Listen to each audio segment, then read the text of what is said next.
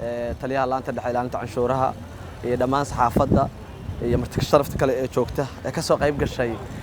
goobjoog inay ka noqdaan qaadka lagu gubahayo laanta dhexe ilaalinta canshuuraha horteeda laguna qabtay airportka taariikhdu markay ahayd 21 bisha oo kana yimid gobolada waxaan rabnaa haddii ilaahay idmo maantay inaan halkaan aan ku gubno anagoo fulinayna awaamirtii dawladda ee ahayd in qaadka laga mamnuucay dalka inta uu jiro cudurka halista ee coronavirus waxaan rabnaa inaan fariin aan u diro diyaaradaha ama dadka kale ee keenaya qaadka magaalada laga mamnuucay inaysan ku kadsoomin inaysan mar dambe soo gelin qaad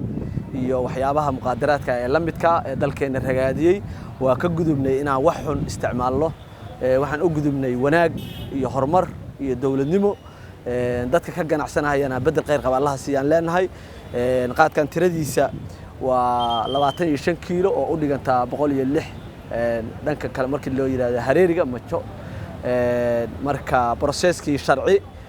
waa marsiinay xafiiska xeer ilaalinta iyo maxkamadda gobolka Banaadir iyo hay'adihii aan shaqo wadaagtanahay ee quseeyay in la marsiyo processkooda